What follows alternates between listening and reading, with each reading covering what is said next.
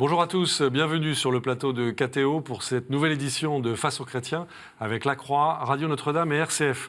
Notre invité aujourd'hui est Jean-Marie Bockel, sénateur UDI du Haut-Rhin. Bonjour Jean-Marie Bockel. Bonjour. Merci d'avoir accepté notre invitation.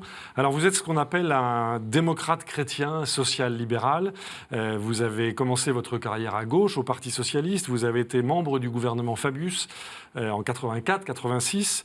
Vous avez été secrétaire d'État, puis ministre du Commerce. Et puis, sous Nicolas Sarkozy, vous avez été secrétaire d'État à la coopération, à la défense et puis à la justice. Votre parcours est aussi un parcours d'élu local, profondément enraciné dans l'Est, maire de Mulhouse, député et aujourd'hui sénateur du Haut-Rhin. Vous serez interrogé dans cette édition de Face aux chrétiens par Laurent de Boissieu pour La Croix. Bonjour. Par Philippe Delaroche pour Radio Notre-Dame. Bonjour. Et Romain Masneau pour RCF. Bonjour. C'est Laurent de Boissieu qui vous pose la première question. Frédéric Mounier a rappelé rapidement votre parcours politique, du centre-gauche au centre-droit. Aujourd'hui, où vous situez-vous par rapport à l'actuelle majorité présidentielle et les parlementaires? Est-ce que vous vous sentez dans l'opposition ou dans une majorité qui semble assez proche de vos idées, finalement? Jean-Marie Bockel. J'ai la chance d'être au Sénat, où il y a, comme vous le savez, un groupe Union centriste qui est dans la majorité sénatoriale du président Larcher, et où il y a des sénateurs, pour certains au MoDem, pour d'autres de différentes sensibilités, mais ayant soutenu le président Macron, d'autres ne l'ayant pas soutenu. Donc nous avons, à travers cette sensibilité centriste qui nous rassemble, ces valeurs, une grande liberté. Moi-même, je me sens profondément centriste, même si j'ai pris un peu mes distances avec l'UDI, avec notamment son mode de gouvernance, même si je peux avoir des désaccords, notamment avec le Parti radical sur les questions de laïcité. Mais en même temps, ce centre est profondément divisé. Il avait été réuni par Borloo en son temps. Maintenant, il a éclaté en plusieurs familles irréconciliables. Et s'agissant du président Macron, je suis libre. Je souhaite qu'il réussisse. J'appuie un certain nombre de ses réformes, j'apprécie certaines de ses positions, on y reviendra, sur l'Europe, sur le retour de la France qui se réforme, et je garde une capacité de critique, je ne suis pas en marche. Votre liberté. Au fond, on pourrait dire que je suis macro-compatible, comme on dit aujourd'hui. Macron-compatible, très bien. Romain Masneau, RCF. Alors après une parole publique plutôt rare, Emmanuel Macron a décidé d'accorder 2 longues interviews télévisées en 4 jours, sans compter son intervention au Parlement européen. Est-ce que ce retour dans l'arène démontre une certaine fébrilité au sommet de l'État face aux multiples mécontentements? Jean-Marie Bockel. S'agissant de Macron, j'emploierai pas le terme de fébrilité. Je le sens pas fébrile. Une inquiétude? Je le sens solide, engagé, s'attendant à prendre des coups et les prenant d'ailleurs. On a même parfois le sentiment qu'il ne lui déplaît pas d'être dans le dur, parce qu'en réalité c'est ça qui se passe. Oui. On est dans le dur des réformes. Une chose est de dire on va réformer le pays, on va changer les choses. Une partie des citoyens se disant bah oui, pourquoi pas, mais à condition que ça ne me concerne pas trop, parce que c'est jamais facile, et ça vaut aussi pour nous les élus qu'on fait à la réforme constitutionnelle, de se remettre en question. Mais en même temps, pour réformer la France, ça, il n'y a pas besoin d'être grand clair pour le savoir. Il y a forcément un moment où ça devient tendu, où ça résiste. Et on a bien compris qu'il avait choisi la stratégie, ça peut se défendre, de ne pas traiter un problème après l'autre, mais de traiter plusieurs questions sensibles. Beaucoup de questions sensibles. Beaucoup de questions sensibles en même temps. Donc ce point de vue se discute. Parce que moi, j'ai le sentiment y compris à travers le prisme médiatique, qu'on ne se focalise pas très longtemps sur un même sujet. Il n'y a pas, pendant 5 semaines, la grève SNCF, moi j'ai connu 95, on ne parle que de ça, ça bloque tout. Non, chaque jour, son sujet. Alors il y a des sujets qui restent, mais d'une certaine manière, c'est peut-être tactique, sûrement quelque part, mais c'est aussi une manière de montrer aux Français et aux interlocuteurs concernés par les réformes qu'au fond, la vie, le pays, les grands enjeux, c'est pas uniquement telle réforme sur laquelle on se focalise à un moment donné, sur laquelle on se focalise, mais c'est un ensemble d'éléments qui concernent certains aspects de notre vie, du développement de notre pays. C'est une forme de pédagogie à risque, difficile, on est dans le dur, donc il faut peut-être davantage s'exprimer ce que fait le président, mais jusqu'à présent, je ne vois pas, par exemple, pour reprendre une expression qu'on entend de temps en temps, une convergence des luttes. Il peut y avoir des mécontentements plus larges, comme on l'a vu à Épinal, hein, ça c'est sûr, mais ça ne s'appelle pas convergence des luttes. D'accord. Philippe Delaroche, Radio Notre-Dame. Alors, on a bien compris que l'intention du président de la République, c'était effectivement de ne pas marquer de répit. Il l'a dit, il veut remettre ce pays en état de marche. Il parle même d'ailleurs de dresser une situation qui permettrait, dit-il, d'avoir 50 ans de progrès devant soi. C'est rare qu'on entende un homme politique qui s'engage à l'échelle ou à l'horizon de 50 ans. Ça fait beaucoup de quinquennat, ça, oui. Tout à fait. La question qu'on peut se poser, c'est qu'est-ce que les Français retiennent? Parce que pendant que ce gouvernement fait feu de tout bois, moi je prends toujours l'image du malade qui est au bloc opératoire et qui subit toutes les opérations en même temps. Qu'est-ce que les gens retiennent? Est-ce qu'ils se souviennent des premières lois, par exemple, adoptées, la loi de la moralisation de la vie publique, ensuite on a embrayé sur la prorogation de l'état d'urgence, on a mis un terme à cet état d'urgence. Est-ce que le risque est c'est pareil de lisibilité, c'est-à-dire qu'on revient aux choses superficielles. Ah oui, le président a été un peu arrogant ou ceci, cela. Il y a vraiment ce risque de lisibilité. Tout ce que vous dites est vrai, et c'est des choses qu'on entend, et c'est un ressenti. Mais si on prend les choses dans l'ordre, et ce que je dis vaut à la fois pour le président de la République, mais également, vous avez rappelé mon parcours local, vous savez, pour plaisanter, je dirais, il y a 2 jobs en France, président de la République et maire, hein, parce qu'on est vraiment dans l'action. C'est pas tout à fait vrai, hein, chaque mission a son importance et son intérêt. Mais quand on est aux manettes, moi j'ai été maire de Mulhouse pendant plus de 20 ans, si vous voulez, ce qui me paraît important, et ça a été mon critère pour mes successeurs, quand il s'est agi de passer la main, c'est d'avoir une vision. Avoir une vision, ça permet de porter des projets au niveau local, des réformes au niveau d'un pays, et on sait où on va. Après, on peut se tromper. Après, le monde bouge. Après, on peut saisir des opportunités. Après, on peut, à un moment donné, réorienter. Mais quand vous n'avez pas de vision, on a vu ça un peu avec François Hollande, hein, quelles que soient ses qualités et son intelligence, on navigue complètement à vue. Lui, il a une vision. Ça faisait longtemps qu'on n'avait pas vu ça en France. On ne va pas s'en plaindre. Ça, c'est un aspect important. Ensuite, bien entendu, que cette succession de réformes, les plus diverses, enfin tout ce que vous avez dit, c'est vrai. Mais ce qu'il dit aussi, et ça moi je peux l'entendre, c'est on jugera au résultat. Prenons un exemple pour être précis. Le climat économique et l'attractivité de la France, qui génère du progrès économique, là, ça va mieux. Une croissance. Et donc, après, ça va aussi un peu mieux pour des raisons extérieures à la France, ça va aussi. Donc, mais en économie, la psychologie, c'est très important. J'ai souvent remarqué dans d'autres pays, hein, y compris européens, hein, qui à un moment donné, comment dirais-je, sont entrés dans un processus d'accélération de réformes, de progrès, que je pense à... Vous savez, moi j'étais blairiste français à une certaine époque. Blair, il avait des défauts, il a commis des erreurs, notamment sur l'Irak. Voilà. Mais sur le réveil de la Grande-Bretagne à un moment donné, au fond, ce qu'il avait dit qu'il ferait, et qu'il a très vite mis en œuvre, a créé à un moment donné un effet psychologique, y compris chez les acteurs économiques, qui a entraîné une accélération du résultat de ces réformes. Et ça, le capital confiance. Il fait ce pari. Et donc, ce qui est en train de se passer avec des réformes qui, prises les unes après les autres, sont toutes discutables, aucune n'est forcément fondamentale, la réforme du travail, etc.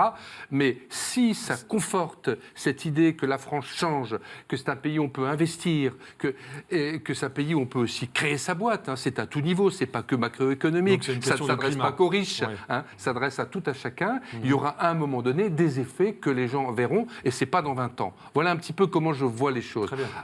Est-ce que le problème, c'est que d'un côté, le président a une vision, mais cette vision, est-ce qu'elle est unanimement et intensément, profondément partagée par tous ceux qui sont les auxiliaires de cette politique?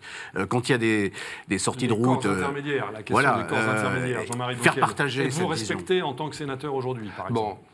Bon, comment dirais-je, il y a à boire et il y a à prendre et à laisser. On pourrait être plus respecté. Il bouscule les corps intermédiaires. Ça ne nous fait pas plaisir.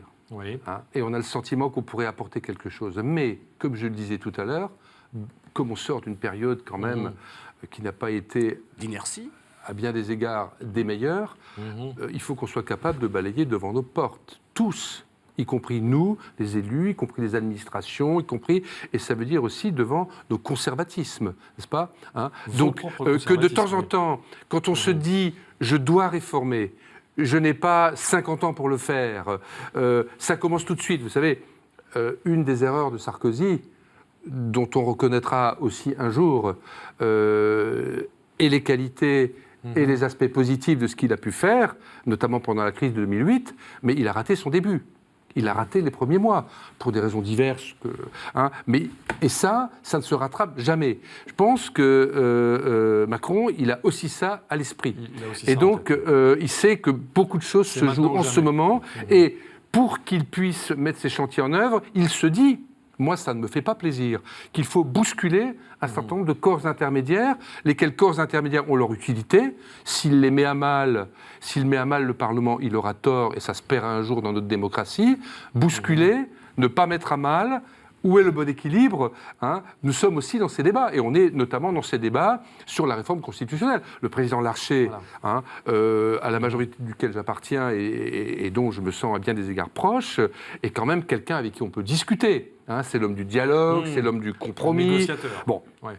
Il a aussi à faire une majorité sénatoriale où tout le monde n'est pas sur la ligne que je suis en train d'exprimer. Il a aussi une partie de la droite qui est sur la ligne de la critique systématique de l'après-Macron. Il doit aussi en tenir compte. Mais lui, sur la réforme, constitutionnelle, il a été à plusieurs reprises, quitte à prendre des coups dans son propre camp, un interlocuteur constructif. Donc si à certains moments, comme dans le courrier qu'il a écrit il y a 2 jours, il a le sentiment que le compte n'y est pas, que sur les aspects qui étaient beaucoup mis en exergue, le pourcentage de proportionnel dans les futures élections, la question de la durée des mandats, etc. Bon, il y a eu une négociation, mais sur d'autres aspects, qui est le rôle du Parlement. Hein, que là, il va être confronté à vraiment un sentiment d'incompréhension des parlementaires qui, beaucoup quand même, font leur travail. Et il a le sentiment que ça, c'était pas dans la négociation. Il l'exprime. Donc vous dites, attention. Du point de vue du président et de son entourage, il faut savoir l'entendre. Parce qu'il faut des interlocuteurs. Et personne ne souhaite que tout ça se termine par camp contre camp et référendum. En tout cas, moi, je ne le souhaite pas. Laurent de Boissieu. Même si je soutiens la réforme constitutionnelle. Vous avez été maire, vous l'avez rappelé, pendant près de 20 ans à Mulhouse. 21 ans. 21 ans, même plus de 20 ans. Un bail. Plusieurs bails, même. Plusieurs baux, pardon. Oui, même. en effet. Au nom de quoi, on aurait pu vous dire, Monsieur Bockel, voilà, vous avez déjà fait, on va dire, 2 mandats, et bien maintenant, c'est votre dernier. Jean-Marie Bockel, le cumul des mandats. Dans le temps. Dans le temps. Bon, je ne suis peut-être pas le bon exemple, parce que si j'ai arrêté... Je voulais faire 3 mandats. Bon, les circonstances, à l'époque, j'étais ministre d'ouverture du gouvernement, c'était très tendu, je ne voulais pas que la mairie parte à volo. J'ai démarré un 4e mandat et j'ai passé le témoin tout de suite après. Normalement, j'aurais fait 19 ans, j'en ai fait 21. J'avais décidé 10 ans avant qu'à un moment donné, ça suffit. J'ai vu beaucoup d'hommes, surtout des hommes à l'époque politiques, à un moment donné de leur carrière politique, y compris locale, se reproduire eux-mêmes, faire des mandats trop, quelle que soit leur qualité, etc. Parce qu'à un moment donné, on a peur du vide. C'est très difficile quand on est totalement impliqué du matin au soir, qu'on prend des coups, mais qu'on réalise des trucs. C'est formidable d'être maire, et c'est très dur en même temps. Quand ça s'arrête, c'est dur. Si on n'y a pas pensé longtemps à l'avance, c'est très très dur. Moi, je pense, il y a des choses que j'ai ratées dans ma vie politique, ça je pense l'avoir réussi. Mais au nom de quoi interdire à un maire dont la politique est appréciée par les administrés de ne pas se représenter autant qu'il le souhaite? C'est l'électeur qui décide après de le réélire ou non. Je suis d'accord avec vous. Donc moi je suis contre ça. Mais j'en fais pas une affaire. Vous voyez ce que je veux dire? C'est l'air du temps, il y a un effet de mode, c'est pas bien. Mais en fait, c'est pas très grave, parce que moi, je considère que, sauf peut-être des cas particuliers, de petites communes, etc., encore que les petites communes, c'est de plus en plus difficile aussi d'assumer la fonction. On en parlera peut-être quand on parlera du statut de l'élu, on a des vagues de démission, on a une crise des vocations. Mais je pense que le bon sens fait qu'à un moment donné, et ce n'est pas facile, vous arrêtez. Le texte, c'est de dire, oui, vous arrêtez, et d'ailleurs, vous êtes obligé de le faire. Est-ce que c'est bien, est-ce que c'est pas bien? Moi, spontanément, je dirais c'est pas terrible. De là à dire que c'est un drame absolu, non. Ça vous empêchera pas de voter. On sent votre volonté. Une révision ça m'empêchera pas de voter. Donc. Voilà. Très bien, nous allons marquer, on a encore beaucoup de questions à vous poser, Jean-Marie Bockel. On va marquer une première pause dans cette édition de Face aux chrétiens. Vous restez avec nous, à tout de suite.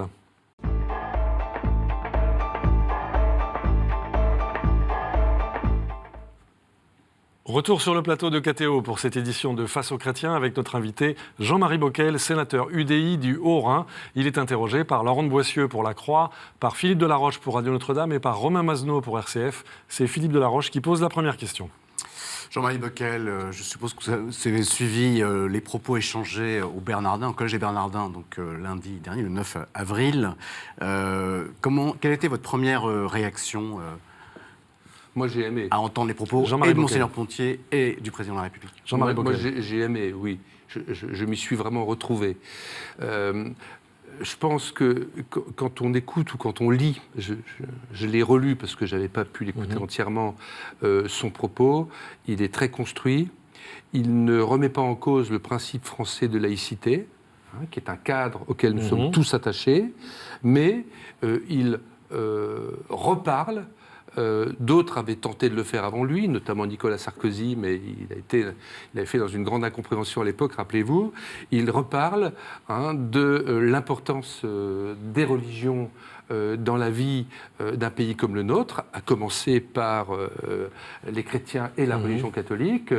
Je trouve que ce n'est pas anormal. Et en plus, ça n'est pas simplement été un propos de circonstance ou un propos aimable, mais aussi une manière de parler de la méthode qui doit dicter le débat entre une Église sur un certain nombre de grands sujets et un pouvoir politique. J'ai trouvé, ça ne veut pas dire qu'il doit y avoir un accord sur tout, mais et en termes de reconnaissance, et en termes de profondeur de la prise en compte du fait religieux et de la réalité catholique d'aujourd'hui, moi je fais partie de ceux qui ont trouvé ça bien, et je regrette que certains, et notamment dès le mes lendemain, amis du Parti radical, sur le fameux et tout de lien suite, de abîmé, manière pavlovienne, critiquer en C'est disant une il n'y a forme pas de lien, d'automatisme. etc. Ça, c'est une réaction laïcarde dans laquelle je ne me retrouve pas. Romain Mazenot, Avec RCF. le terme de lien abîmé entre l'État et l'Église, est-ce que vous êtes d'accord sur le diagnostic? Et si oui, comment réparer ce lien? Qu'est-ce qu'il a coupé? Jean-Marie Qu'est-ce qu'il faut le réparer? Écoutez, je pense que le lien abîmé, ça n'a pas été des divergences sur un certain nombre de textes, etc. Enfin, en tout cas, c'est mon regard. Mon regard, c'est plutôt la manière dont ces désaccords, ces divergences ont été traités. Que ce soit par un certain nombre de représentants des exécutifs, ou que ce soit aussi par le prisme de certains médias ou de certains débats, où on mettait d'emblée les chrétiens, particulièrement les catholiques, puisqu'il s'agit d'eux en l'occurrence au Bernardin, dans une case réactionnaire, Ça, il faut l'éviter. incapable d'appréhender le monde d'aujourd'hui, alors que ce sont des sujets qui doivent être abordés d'une autre manière. Vous pensez à François Hollande et au mariage pour tous, Je pour pense être à clair. Hollande, oui. Hollande n'a pas toujours eu... on peut avoir des désaccords, on peut être César, mais n'a pas toujours eu les mots qu'il fallait, lui et d'autres. Et c'est ça que j'appelle abîmé, ou la manière dont certains débats ont été hystérisés, quoi. Alors vous me direz, il y a toujours des fautes de part et d'autre. Il y a aussi, côté catholique, certainement des courants qui ne sont pas forcément toujours dans le dialogue. Mais enfin, il y avait une responsabilité du pouvoir, et c'était bien de l'évoquer, oui, c'était une relation abîmée, oui, c'était bien de le dire, oui, c'est bien de passer à autre chose. Philippe Delaroche, Radio Je Notre-Dame. trouve que c'était un lien plutôt de nature intellectuelle, entre guillemets, que proprement politique. Ce qu'il a déploré, c'est l'instrumentalisation, évidemment. On songe évidemment peut-être à certaines attitudes de Nicolas Sarkozy ou même à la campagne présidentielle avec François Fillon, ce qu'il appelait la sociologie. Ouais. Donc c'est soit une case réactionnaire, donc qu'on va repousser, ou au contraire c'est une force d'appoint ou des auxiliaires. Il me semble que la question du lien, c'était surtout le dialogue, la relation donc, la question intellectuelle. La question, c'est la question toute simple, c'est pourquoi cette réaction du mouvement radical, parce que désormais ce parti s'appelle le mouvement radical. On s'attendait aux critiques de Jean-Luc Mélenchon qui lui a traité par le mépris, qualifiant de sous-curé, mais de la part du mouvement radical, qui n'est pas vraiment un parti extrémiste, c'est vrai que c'est très surprenant. Ça ne m'a pas étonné quand je vois parfois les débats qu'il y a en interne, où je suis très mal à l'aise, mais ça m'a choqué venant d'une personnalité pour qui j'ai amitié et estime comme Laurent Hénart, et qui est quand même, de mon point de vue, un peu au-dessus du lot et de ce genre de réaction, mais il a dû se dire, voilà, je suis obligé de le dire, c'est un passage oublié, sinon en interne, on va me le reprocher, et ça c'est un peu, c'est symptomatique. Et pour revenir à votre remarque, juste d'une phrase sur l'intérêt d'un débat intellectuel, au fond, vous avez raison, parce que regardez, on va peut-être en aborder certains, la complexité de certains sujets, les sujets bioéthiques par exemple, ou d'autres encore. On y arrive. Et sur ces questions-là, je veux dire, c'est bien qu'il y ait une confrontation intellectuelle de haut niveau pour permettre, par exemple, si on se situe du point de vue d'un pouvoir, de faire la bonne part des choses, par rapport non pas à une croyance qu'on respecte par ailleurs, mais au regard du monde qui vient. Laurent, je ne dirais pas que l'enfer n'est pas avec de bonnes intentions, mais si on se projette là aussi, certains schémas qui se dessinent, est-ce que c'est le monde dont nous rêvons pour nos enfants et nos petits-enfants ? On a au moins le droit d'avoir un débat non seulement éthique, mais éthique et intellectuel, c'est-à-dire d'échange d'idées sur cette question complexe. Justement, Laurent de Boissieu-Lacroix. Précisément, l'état de jour de la bioéthique et ensuite les parlementaires dont vous êtes seront saisis de plusieurs questions bioéthiques. Est-ce que pour vous, sur certains sujets, les jeux sont faits ? On a un peu l'impression, par exemple, pour l'ouverture de la PMA, au-delà des cas d'infertilité médicalement reconnus, on a l'impression que les jeux sont faits, qu'on va vers cette ouverture. Et c'est ce que craignent beaucoup de catholiques. Jean-Marie Bockel. Je ne suis pas un spécialiste de ces questions, je suis plutôt un spécialiste des questions de défense. Donc, je ne peux pas dire si les jeux sont faits ou pas, mais comme c'est des sujets importants et qui m'intéressent, je me documente. Je lis les différents points de vue. Et par exemple, sur la question que vous évoquiez à l'instant de l'extension de la PMA, quand on regarde, il y avait encore un papier ce matin, l'exemple canadien, on voit qu'il peut y avoir assez rapidement un glissement vers la GPA. La frontière que parfois on établit pour dire là je suis d'accord, mais jusque-là je n'irai pas entre les deux. Mais là, en l'occurrence, dans la pratique, puisque c'est un pays qui existe, on voit qu'elle est assez vite poreuse. Donc, je dirais, et au fond, plutôt que d'établir une frontière un peu pour dire je ne veux pas aller trop loin, etc., autant tout mettre sur la table et dire pourquoi il y a un certain nombre de questions qui sont vraiment problématiques. Et moi, ma frontière, c'est... D'abord, moi j'ai une double frontière. Enfin, frontière. En tout cas, des limites. Ça a été très bien dit d'ailleurs dans une tribune que j'aurais pu signer, que je n'ai pas signée, par Philippe Bas, président de la Commission des lois, de manière très mesurée, en prenant en compte la réalité du monde d'aujourd'hui, les couples homosexuels, enfin, la réalité du monde d'aujourd'hui telle qu'elle est, et avec des personnes qui veulent construire leur vie, leur bonheur, qui élever des enfants. Je pense que, comment dirais-je, avec l'existant, le monde tel qu'il est, il faut être, y compris d'ailleurs du point de vue des églises, extrêmement accueillant, ouvert, et ne pas porter des jugements à l'emporte-pièce sur la famille qui était mieux avant, sur le monde d'avant qui était mieux, accepter le monde tel qu'il est. Et ça vaut également pour l'intérêt des enfants qui sont parfois dans des situations particulières, dans des familles qui n'étaient pas celles d'hier, etc. Ça, c'est une chose. Une autre chose est, du point de vue du législateur, du point de vue d'une société, de voir... Que vous êtes, puisque c'est vous qui votez exactement, les lois. Vers quel monde nous allons. Et si le seul guide du monde vers lequel nous avons, c'est le désir d'enfant ô combien estimable, pour tout un chacun, je le répète. On ne va pas non plus faire un clivage sur... Mais ça n'est pas le seul critère du monde de demain. Et le monde de demain, tel que je le vois, par rapport même à l'intérêt des enfants à venir, c'est quand même de voir quels sont les principes sur lesquels on reste intangible et sur lesquels on peut s'accorder dans une société. Et à un moment donné, forcément, il faudra trancher. Et pour moi, aller même insidieusement vers la GPA, ça va à l'encontre de ces principes. Et sur la PMA ? Jean-Marie Bockel. Je pense que la situation actuelle est ce qu'elle est, c'est le principe de réalité. C'est comme le mariage, c'est le principe de réalité. On ne va pas prendre la machine à remonter le temps et dire on aurait pu faire autrement, etc.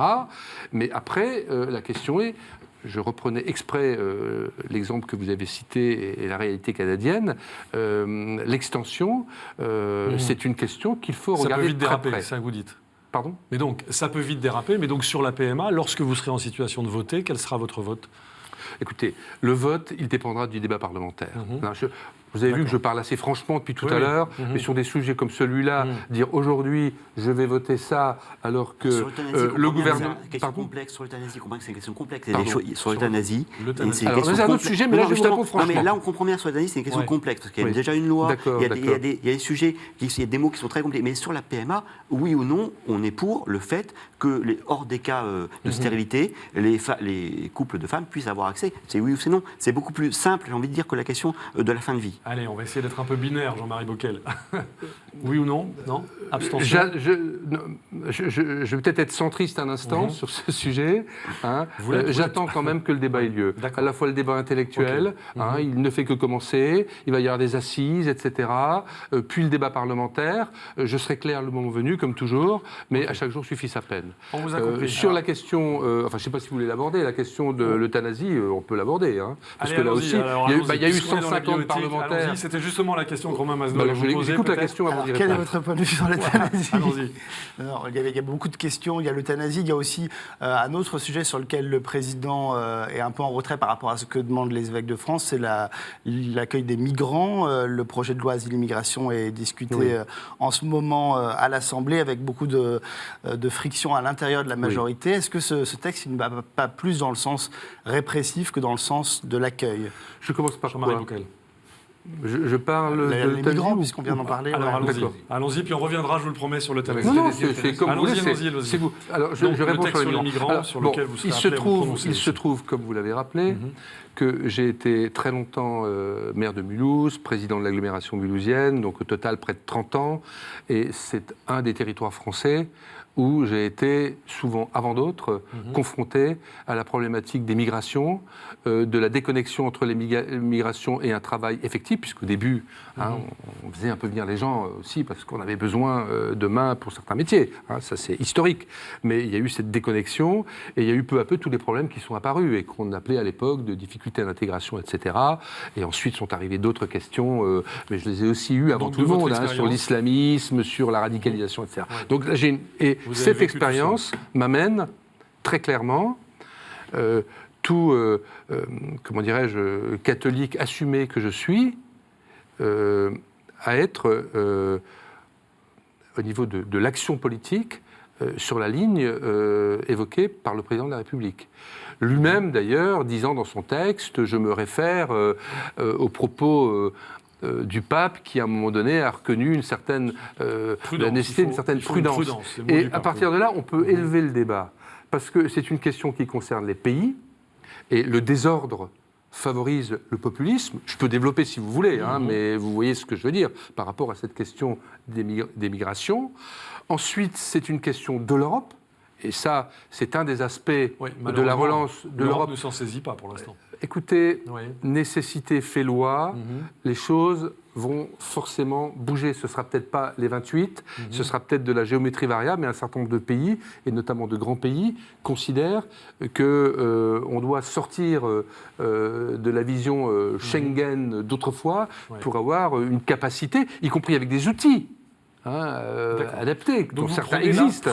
Et puis il y a, moi j'ai vu par exemple la tribune de Madame Arbour, donc de l'ONU, je crois que c'était dans le Figaro il y a quelques temps, qui dit également qu'au niveau de la planète, au niveau elle parle de 250 millions de migrants, voilà, on a intérêt à fixer un certain nombre de règles qui permettent à ce moment-là, dans de meilleures conditions, de respecter ce droit d'asile auquel nous sommes très attachés et sur lequel, à juste titre, y compris les autorités de l'Église, le pape, reviennent régulièrement. Et puis ensuite, si vous voulez, il est normal que l'Église catholique et d'autres autorités morales et intellectuelles aient un discours sur ce migrant qui est mon frère en humanité. Et à partir du moment où quelqu'un est là, c'est un frère, je veux dire. Le doublement de la durée de rétention, par exemple, ça ne vous gêne pas. Et de l'autre côté, la manière dont un pays doit s'organiser, parce qu'on le sait bien, on le voit sur la planète Terre en ce moment, dès que c'est le chaos, c'est les plus faibles qui en sont les premières victimes. Et la non-gestion de cette question de l'immigration peut créer des îlots de chaos, il y en a déjà eu en France, on voit bien à Calais, etc., voire une situation chaotique sur tous les plans. Donc moi, pour vous répondre très clairement, et par rapport au débat qui a lieu actuellement à l'Assemblée nationale et qui divise même, vous l'avez dit, la majorité, je suis sur la ligne Collomb. Collomb, il a été maire de Lyon. Collomb, il a les pieds par terre. Collomb est un humaniste laïque. Moi, je l'ai connu au groupe socialiste à l'Assemblée. C'est pas qu'un pragmatique, c'est un type qui a un idéal aussi. Hein. Et Collomb est aux manettes. Il y a des points qui peuvent être amendés, discutés, il y a des points qui peuvent choquer, il faut regarder ça au cas par cas. Moi, je suis aussi confronté à un certain nombre d'ONG, y compris catholiques et protestantes, parfois d'ailleurs, pour certaines d'entre elles, assez virulentes. On peut se faire agresser, enfin, je veux dire, dans le discours. Bon, moi, je tiens la position. Je tiens la position. Je tiens la ligne, et je considère... je peux reconnaître que jusqu'à un certain point, tant qu'ils sont dans le respect et dans la capacité de faire la part des choses, ils sont dans leur rôle et ils servent d'aiguillon. Parce que dès qu'on structure quelque chose au niveau d'un État et de ses agents, de ses fonctionnaires, etc., il peut y avoir de la mauvaise application, il peut y avoir des erreurs, il peut y avoir même de la mauvaise conception de certaines mesures. Donc c'est normal qu'on soit constamment, je dirais, aiguillonné pour bien faire. Mais ce que certains prônent, y compris dans ces associations, ça n'est pas cela. Vous le savez bien, c'est une ouverture sur le principe de la fraternité, de l'humanité, etc. Et ça, je ne suis pas sur cette ligne, c'est clair. Il y a une question qui se pose, Jean-Marie Bockel, c'est la question de ce qu'on a appelé le délit de solidarité, c'est-à-dire des personnes qui, de leur propre chef, accueillent ou facilitent le passage des frontières à un certain nombre de migrants. Quelle est votre position là-dessus, Jean-Marie Bockel ? Je respecte tous les engagements personnels en direction de mon frère en humanité. Donc la personne qui fait cela, dans les Alpes-Maritimes, qui prend ses risques, qui peut même se trouver devant un tribunal avec le sentiment qu'il fait son devoir, pas forcément de chrétien, mais d'homme tout simplement, je respecte ça. J'accepte cette contradiction entre certains engagements qui ne sont là pour le coup, qui ne relèvent pas de la politique politicienne ou que sais-je encore, mais d'un engagement humain, personnel, même qui amène à sortir du cadre. Et de l'autre côté, je considère que, du point de vue d'un État, nous ne devons pas, accepter que ce type de comportement devienne la règle. Donc j'accepte cette contradiction en quelque sorte. Voilà. Une dernière question brève pour une réponse brève. Ce n'est pas un exemple Philippe Delaroche. de la complexité du réel, car c'est un leitmotiv qui revient souvent dans la bouche du président Emmanuel Macron, c'est cette nécessité d'articuler des principes et le réel, ce qu'on a souvent tendance à oublier dans les débats, parce que finalement, derrière toutes ces questions d'accueil, il y a des questions de ressources qu'il faut mobiliser, il y a des questions budgétaires qu'on évoque rarement. Donc vous êtes dans toujours le réel, Jean-Marie Bockel. Voilà, et donc la question simplement, c'est que Emmanuel Macron a suggéré une réécriture. Parce qu'en code pénal, ça n'existe pas, le délit de solidarité. Ça remonte à une loi qui date de 1945, c'est le gouvernement provisoire, qui n'est pas un gouvernement fasciste, que je sache, puisqu'il y a des communistes au pouvoir avec des gaullistes. Et Emmanuel Macron souhaiterait qu'on distingue entre, d'une part, l'appui ou l'aide à caractère désintéressé, humanitaire, comme vous l'avez dit, et de l'autre, le business, c'est-à-dire ce qui est en lien avec des passeurs, éventuellement même des leaders dans les diasporas. Non seulement je suis d'accord avec lui, mais sur ce deuxième point, on touche du doigt une des causes majeures, et sur la planète, y compris dans certains pays du nord de l'Afrique, etc., des dérives mortifères actuelles. Donc il a raison. Il a raison. Et il a raison à la fois d'intégrer la complexité du monde d'aujourd'hui. Moi, je m'efforce de le faire depuis longtemps. De ce point de vue-là, j'ai lu Morin, Edgar. Et d'un autre côté, l'État doit garder un sabre pour trancher, et on a besoin d'autorité aussi, d'ordre dans une société. Le désordre génère tous les maux. Très bien, nous allons marquer une deuxième pause. L'excès d'ordre aussi, mais... Voilà, on voit l'homme du centre. Donc notre invité est Jean-Marie Bockel, vous l'avez compris, sénateur UDI du Haut-Rhin. Nous allons marquer une deuxième pause dans cette édition de Face aux chrétiens. On a encore beaucoup de questions à lui poser. Vous restez avec nous, à tout de suite.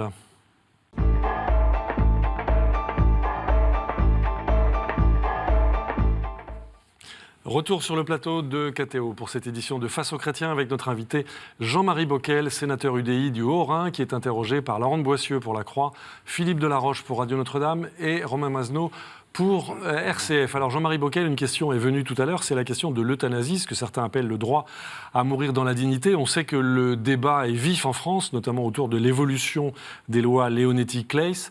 Aujourd'hui, quelle est votre position sur cette question, Jean-Marie Bockel ? Vous avez vu la tribune aujourd'hui signée par 70 médecins sur le cas L'affaire de Lambert, M. oui. Lambert. Intéressant quand même, par rapport à l'idée générale, quand on ne va pas au fond de cette triste affaire, on a le sentiment qu'on est dans l'acharnement thérapeutique, etc. Là, on a un regard différent. Ce qui montre au minimum, je ne tranche pas en ce qui me concerne évidemment, la complexité de cette question. Si vous voulez, il y a la question éthique, je vais y répondre. Et puis, il y a la toile de fond.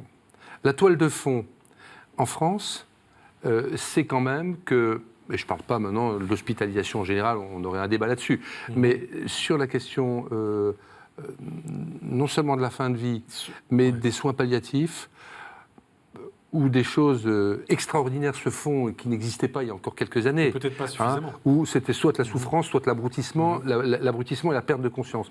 Aujourd'hui, il y a une marge de progression, d'amélioration de l'accès aux soins palliatifs importante. Une fois que c'est possible et quand c'est possible, le regard est déjà différent. Et à ce moment-là, le regard sur les possibilités que donne la loi Leonetti, Claes, Amendé, etc. J'avais à l'époque suivi ces questions et je connaissais bien Leonetti, on était au gouvernement ensemble. Franchement, ça permet quand même d'apporter beaucoup de réponses. Très bien. Évidemment, d'un autre côté, je vois bien les 150 parlementaires, etc. C'est parti d'une volonté de bien faire et d'une volonté d'humanité. Je connais ce combat. Mais la question est celle du mais suicide moi, je ne le assisté, partage en fait. pas. Oui, je ne le c'est ça. partage pas parce que on est aussi dans une société complexe où ça peut aussi déraper. Il peut y avoir aussi, surtout dans un contexte de manque de moyens, parfois de familles très divisées, etc. Il faut faire très très attention. Alors on me dit, il y a certains pays voisins, moi je suis voisin de la Suisse, pas très loin de la Belgique, très bien, il faudra évaluer tout ça dans la durée. Mais d'un point de vue éthique, je pense qu'il faut poursuivre sur le chemin sur lequel on est, c'est-à-dire les soins améliorer tout ce qui est améliorable. Je vous ai donné un exemple. Et ne pas en faire un débat, entre guillemets, théologique, enfin au sens général du terme, c'est-à-dire si vous êtes contre l'euthanasie, c'est que vous êtes pour la souffrance des gens, c'est que vous n'avez pas d'humanité, c'est que... Et si vous êtes pour l'euthanasie, ben, c'est que vous faites peu de cas de la vie humaine. Bon, je pense qu'on a là trouvé en France une voie qui nous permet d'éviter ces écueils et d'éviter d'être dans la donc question... vous dites poursuivons sur cette voie. Moi, je ne suis pas pour Très bien. L'euthanasie. Ok, une question de Romain Masneau, RCF. Tout autre sujet, l'intervention française en Syrie aux côtés des États-Unis et du Royaume-Uni ne fait pas l'unanimité dans la classe politique, c'est le moins qu'on puisse dire. Pour vous, c'est quoi? C'est un baroud d'honneur avant la victoire finale annoncée de Bachar? C'est une manière de se positionner pour une solution diplomatique et politique? Je rappelle, Jean-Marie Bockel, vous avez été secrétaire d'État à la Défense. Et je suis à la Commission des Affaires étrangères et de la Défense du Sénat, et j'ai fait l'intervention lundi après-midi sur la Syrie, en soutien de la position du président et de nos armées, donc dans le débat parlementaire. Je pense que si on avait fait cela pratiquement sur les mêmes sites, comme cela avait été envisagé avec les Américains et les Britanniques en 2013, peut-être que le dialogue, car forcément à un moment donné la politique et le dialogue reprennent ses droits, avec des interlocuteurs comme les Syriens, que je n'exclus pas de la table, les Russes, les Iraniens ou d'autres, auraient été différents. Parce que là, on a marqué une limite sur un point, je ne vais pas rappeler tout ce débat qu'on a eu, que tout le monde a à l'esprit, les armes chimiques, le souvenir de la guerre de 14, de la terreur que ça avait amené, des règles internationales qui ont été mises en place, qui ont été quand même plus ou moins respectées dans beaucoup de conflits. Et là, on s'en absout, j'allais dire, tranquillement. Bon, vous me direz, c'est une horreur parmi d'autres, mais c'est une ligne. Donc il fallait frapper. Et montrer qu'on a la capacité de le faire dans ces moments-là, ça facilite aussi la qualité du dialogue, notamment avec des interlocuteurs qui tiennent compte aussi du rapport de force et de votre capacité à un moment donné, s'il le faut, d'y aller. En plus, ça s'est fait, franchement, c'était une intervention réussie. en ce sens qu'il n'y a pas eu un débat sans fin sur les dégâts collatéraux qui peuvent être le risque en pareil cas.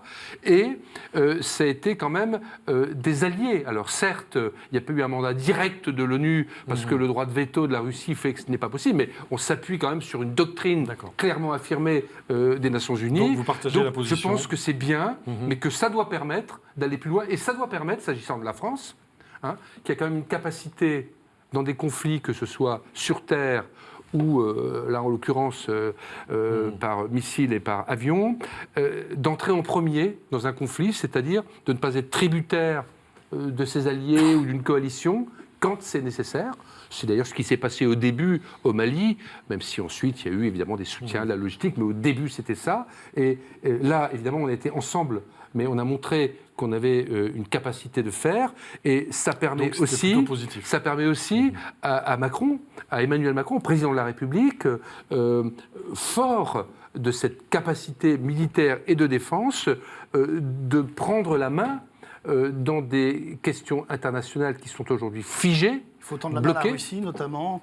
Mais c'est déjà le cas. Oui, mais je trouve que oui. l'attitude qu'a eu le président vis-à-vis du président Poutine dès son accession au pouvoir lors de la réunion de Versailles, les contacts qu'ils ont régulièrement, le coup de téléphone qu'ils ont eu avant les frappes, le voyage en Russie dans quelques semaines, procède de ce dialogue. Et je crois que les Russes, qui sont pour moi des partenaires, et à certains égards des amis, mais avec lesquels il faut savoir aussi, comme on le fait entre amis de la grande Europe, se dire la vérité, entendent ce discours. Et leurs protestations, au demeurant, ont été mesurées. Donc moi, il y avait un très bon papier chez votre confrère du Figaro de Girard, Renaud Girard, avec le pour et le contre, le coût, avantage, inconvénient. Une opération comme celle-là, même bien ciblée, etc., même bien motivée, c'est jamais 100%. Il y a toujours mais là, c'était plutôt un risque, bien, c'est ça que vous dites. mais il fallait le faire. Laurent de Boissieu-Lacroix. Est-ce que la France a les moyens, mais je vais dire très concrets, matériels, financiers, d'une grande ambition diplomatique? Il semblerait, d'après vous avez peut-être des informations, que, notamment vous avez parlé de missiles aériens et maritimes lancés, que sur une 9 qui va être lancée par les forces navales, une en fait 3 qui a pu être lancée, que les 6 autres n'ont pas pu être lancées. Alors est-ce qu'il n'y a pas un problème aussi de moyens budgétaires pour avoir une grande ambition diplomatique? C'est un dossier que vous suivez depuis longtemps, Jean-Marie Bockel. Bon, déjà, avant de parler de l'ambition diplomatique spécifique, pas seulement grande, mais spécifique, on n'est pas les États-Unis.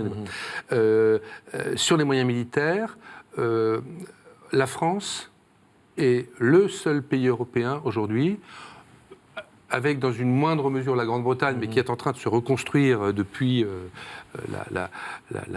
l'affaire de l'Irak, qui a été vraiment un coup d'arrêt à tous égards, est le seul pays aujourd'hui en capacité d'assurer militairement, quand c'est nécessaire, la défense de nos intérêts communs et pas seulement français. Et ça, malgré les RGPP que j'ai vécu quand j'étais secrétaire d'État, il y avait besoin d'une réduction du format, mais on a sûrement été trop loin et pas toujours avec le discernement requis certainement. Il faut balayer devant sa porte, comme je le disais tout à l'heure, mais on a gardé cette capacité bon an, mal an. À la Commission de la Défense, que ce soit sous la droite, sous la gauche, sous la droite, on s'est toujours battu et engagé pour que la loi de programmation, 1, soit réaliste et respectée, et 2, qu'elle permette de remonter.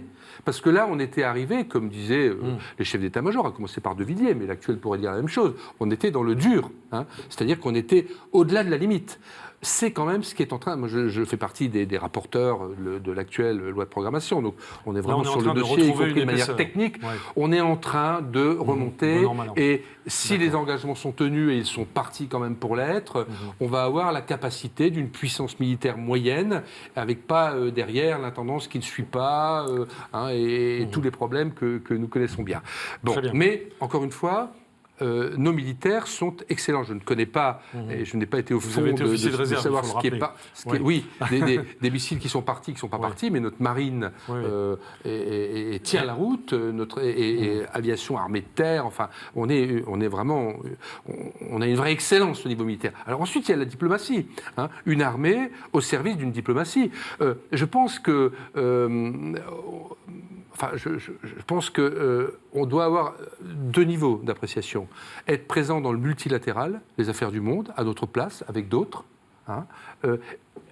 Faire qu'il y ait à nouveau et là aussi nécessité fait loi, une Europe et de la défense et de la diplomatie, C'est celle qui a été prônée peine par à s'installer. Emmanuel Macron. Emmanuel à Macron Strasbourg. le porte fortement, Oui. et il a raison. Il est un peu seul. Peut-être qu'il y aura, mais peut-être qu'il y aura de la géométrie variable, avec quelques pays qui sont volontaires, pas forcément que les plus gros. Hein. Certains petits pays comme l'Estonie ou d'autres sont très engagés sur ces questions.